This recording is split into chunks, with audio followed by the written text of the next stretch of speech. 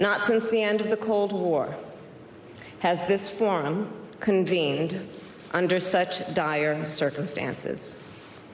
Today, as we are all well aware, the foundation of European security is under direct threat in Ukraine. That was Vice President Harris earlier today at the Munich Security Conference. She's meeting with world leaders on the heels of President Biden saying he's convinced that Russia has decided to invade Ukraine. At the same event, Ukraine's President Volodymyr Zelensky called on world leaders to take action against Russia now, before an invasion occurs. This is not some kind of donation Ukraine should be reminding or begging for. This is not just a broad gesture that Ukraine should be bowing down for. This is your contribution into the European and international security for which Ukraine has been serving as a shield for 8 years now, a reliable shield, holding back one of the largest armies in the world. That same army which is now poised on the Ukrainian, not EU member states' borders. Russia, for its part, is still spinning the line that they're open for diplomacy. But the numbers speak for themselves. They've amassed nearly 200,000 troops at the border. As many as 50% of those troops are now in an attack position. This is a story that's evolving by the moment, and who better to discuss this with than former U.S. Ambassador to Russia and MSNBC International Affairs analyst Michael McFaul. Ambassador McFaul, thank you so much for joining us. I want to start just right out of the gate, getting your assessment of where we are right now at this hour. You can almost feel the tension sort of building up among American diplomats and spokesmen and women about where this thing is. How do you see it? Well, I think yesterday's speech by President Biden was a major escalation and a major moment of war.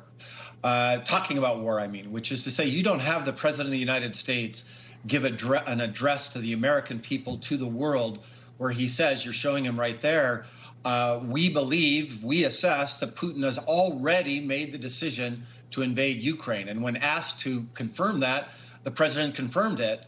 And one more very important thing he said yesterday, he said that he believes Kiev, the capital of Ukraine, 2.8 million people, will also be attacked. Now, he didn't say if that's by ground forces or air forces, but that suggests not just a limited war in eastern Ukraine, from what our intelligence sources are telling the president, but something much larger. So I think you're right. Everybody is braced for war. Can I push up against that point just a little bit more? Because is it really one of these things that Putin finds himself either backed to a corner where he has to do something, or where do you see that playing in his thinking of looking at the situation? Because there are a lot of folks who believed early on, and I still believe this is a good point, a push by President Biden, to push Putin into that corner, to sort of box him in a little bit. But having been boxed in that corner, do you think Putin now's got to try to show face and actually do something? Or is this U.S. strategy one where we've put out a lot of information, intelligence on this that tells us exactly where Putin is and what he's doing? Does that make a difference in Putin's thinking? Well, it's hard to know. It's hard to know what Putin thinks. We don't have a lot of information about him. We don't have a lot of people that interact with him. But I'd say a couple of things. First of all, Putin doesn't have to save face in front of anyone. Remember, it's a dictatorship in Russia. He's not facing some opposition party in the parliament or some oligarchs or some generals who are going to say, why did you back down, Mr. President? He doesn't face that. I think that's a very important thing to understand. Number two, the Biden administration has been extremely aggressive in declassifying information. I worked 5 years in the Obama administration. We never did anything like this at the speed that they do. And, I think in a perverse way, it gives Putin a face-saving way out. Think about it. Biden said yesterday, Putin is invading. What if he doesn't invade? He can then say that, oh, Biden's been beating the drums of war. I never intended to invade. This is all just a bunch of military exercises. And by the way, there'll be some critics of President Biden, including here in the United States, will say, see, we told you so. Putin was right. Biden was wrong. I think that's a small price to pay for avoiding war, but that would be a scenario under which Putin could back down and say this was all much ado about nothing. Ambassador, that's exactly the point I was getting to in the question, and you went right there, because while that Biden approach may have received some criticism and may receive some criticism in the future, what I try to get people to understand and consider just how much different and quite honestly worse off we'd be in right now if President Trump were still in office and handling the situation.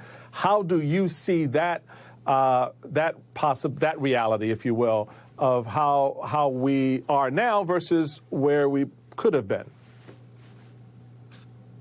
Well, that's an interesting counterfactual. I would say a couple of things.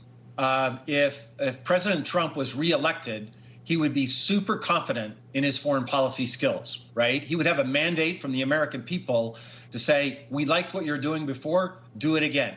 He wouldn't be relying on those generals, right? Remember General Mattis, General McMaster, even Secretary Pompeo.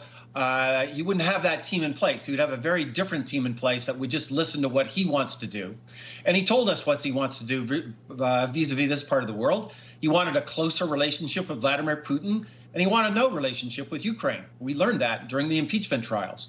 So yes, the American posture here would be very different. Oh, and third, let's not forget, Mr. Trump was not a big fan of NATO.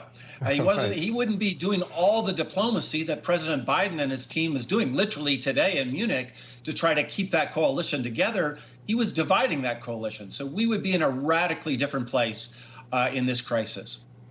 Ambassador McFaul, sobering thoughts there, and I appreciate you taking the time to bring them to us tonight and being with us. Thank you so much. Sure.